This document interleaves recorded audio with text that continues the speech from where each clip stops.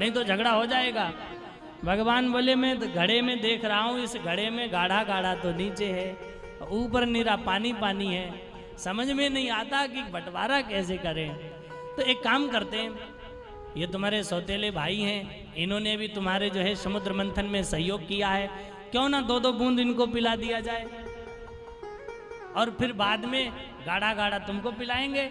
फिर इन घुकड़ों की तुम्हें नजर भी नहीं लगेगी, फिर तुमको कोई बेईमान भी नहीं कहेगा। दैत्य प्रसन्न हो गए, वाह देवी तुम तो बहुत समझदार हो, ठीक है आपको जैसा उचित लगे वैसा करो। भगवान ने कहा तो लाइन लगाओ। एक तरफ देवताओं ने लाइन लगाई और एक तरफ दैत्यों ने लाइन लगाई। भगवान दैत्यों की तरफ देखकर मुस्कुराते हैं और देवताओं को अमृत पिलाते चले जा रहे। भगवान की मुस्कान में ऐसा जादू है, एक बार जो कन्हैया की मुस्कान देख ले, लखी जिन लाल की मुस्कान तिन्हीं विसरी वेद विधि सब योग संयम ज्ञान, नेम व्रत आचार पूजा पाठ गीता ज्ञान, रसिक भगवद दृग गई असमेच के मुख में आन। लखी जिन लाल की मुस्कान। एक कवि ने कहा है कि जिधर भी तेरी नजर गई होगी उस पर ना जाने क्या गुजर गई होगी। जिधर भी तेरी नजर गई होगी उस पे ना जाने क्या गुजर गई होगी। वो तो बेमौत मर गया होगा, ये कयामत जिधर गई होगी। भगवान अमृत पिलाते जा रहे हैं। शर्भानु नाम का जो दैत्य था बहुत चतुर था, उसने विचार किया कुछ गड़बड़ है, तो वेश बदलकर सूर्य और चंद्र के बीच में बैठ गया। जब वेश बदल के बैठ गया तो भगवान ने पंक्ति भेद नहीं किया। पंक्ति भेद नहीं करना चाहिए, पंक्ति भेद करना अपराध है। ये अपराध महान विद्वान रावण ने स्वीकार किया है। एक राजा भोज हुए, उन्होंने एक हनुमान जी की पुस्तक लिखी हुई जो हनुमान नाटक, उसको ढूंढवाया। राजा भोज का तो नाम सुना होगा ना आपने। उन्होंने जब सुना कि हनुमान जी ने रामायण लिखी थी और वो हनुमान जी ने रामायण वाल्मीकि जी के कहने पर समुद्र में बहा दी, तो गोताखोरों को बुलवाया, एकत्रित किया और उस रामायण के खंडों को, जो पाषाण खंड थे, उनको निकलवाया। कुछ मिले कुछ नहीं मिले। फिर विद्वानों को बुला, शाम्ब सदाशिव ही हनुमान बनकर के आए। फिर इन्होंने मेरी लंका क्यों जलाई? इनको मेरी लंका नहीं जलानी चाहिए।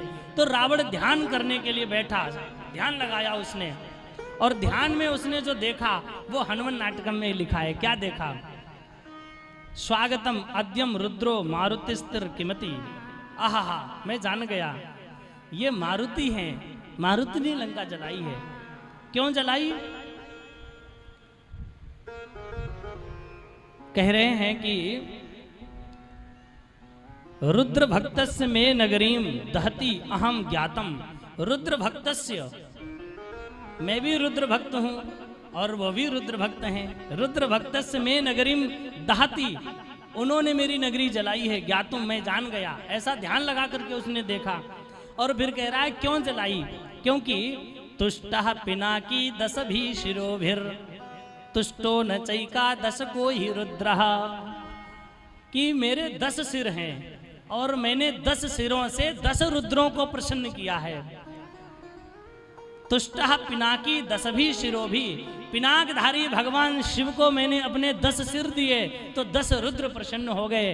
लेकिन तुष्टो न चैका दश को ही रुद्रः च एकादश, जो एकादश 11वां रुद्र है वो प्रसन्न नहीं हुआ। क्यों प्रसन्न नहीं हुआ? क्योंकि वो पंक्ति भेद मुझसे हो गया। भाई जब मैंने 10 को सिर दिया तो 11वें को क्यों नहीं दिया? अतो हनुमान तहती कोपात पंक्तिर ही भेदो न पुनः शिवाय। अतः वही हनुमान बन करके आए और मेरी लंका जलाई है। पंक्तिर ही भेदो न पुनः शिवाय, इसलिए पंक्ति भेद नहीं करना चाहिए। ये रावण ने स्वीकार किया है। तो भगवान ने जब देखा कि सूर्य चंद्र के बीच में सर्वान दैत्य अंजलि बांध कर बैठा है, भगवान ने पिला दिया। भगवान ने पंक्ति भेद नहीं किया। और जब अमृत इसने घटक लिया तब सूर्य चंद्र ने इशारा कर दिया ये तो नकली है। तो भगवान ने सुदर्शन को आदेश दिया, परंतु ये अमृत तो पी चुका था, तो 2 टुकड़े हो गए इसके, राहु और केतु के रूप में परिणित हो गया। और वहीं अमृत लेकर के भगवान अंतर्ध्यान हो गए। अब जब अंतर ध्यान भगवान हुए तब दैत्यों के नेत्र खुले। हे भैया पता लगाओ वो धोखा देने वाली कौन थी। एक बोला मुझे लगता थी नहीं था, निश्चित रूप से ये छलिया विष्णु ही होगा। तो इस प्रकार भगवान ने मोहिनी अवतार धारण किया। मोहिन्या मोहयन स्त्रिया, दैत्यों को मोहित करके देवताओं को अमृत पिलाया। ये भगवान का 13वां अवतार है। अब 14वां अवतार भगवान का बहुत विलक्षण है। चतुर्दशम नारसिंहम विव्रदैत्येन्द्र मूर्जितम ददार कर जैर्वक्ष्य शेरकाम कटकृत्यता। चतुर्दशम नारसिंहम, 14वीं बार भगवान नरसिंह बन करके प्रकट हुए, आधे नर और आधे सिंह के रूप में।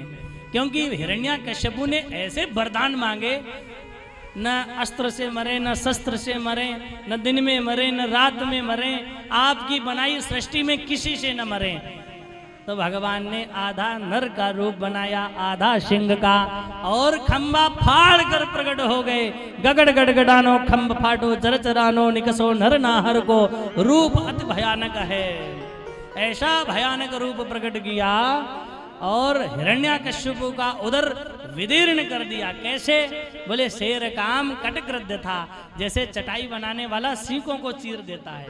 ऐसे ही आज भगवान का एक नाम और बढ़ गया, वनमाली कहते थे, लेकिन यहाँ भगवान को आंत्रमाली कहा गया। आंतों की माला धारण कर ली भगवान ने। तो ये 14वां अवतार है। और 15वां अवतार भगवान का जो है वो वामन के रूप में अवतार है। पंचदशम वामनकम कृत्वा गादध्वरम बले, 15वीं बार आप वामन के रूप में प्रकट हुए और बलि के पास गए। यज्ञ कर रहा था बलि, आप चाहते तो सब कुछ थे, परंतु संकोच बस आपने 3 पग भूमि मांगी।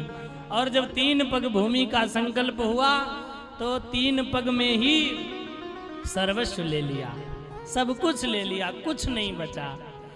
नीचे को पैर बढ़ाया तो नीचे के 7 लोग, अतल बितल सुतल तलातल रसातल महातल पाताल तक नाप लिया। ऊपर को जब पैर बढ़ाया तो भूर भुवा श्वा महाजना तपा सत्य लोग तक नाप लिया। अब बलि से कहा कि तुमने 3 पग का संकल्प किया था, अब तीसरा पैर कहाँ पे रखें? अब तो बलि चक्कर में पड़ गए।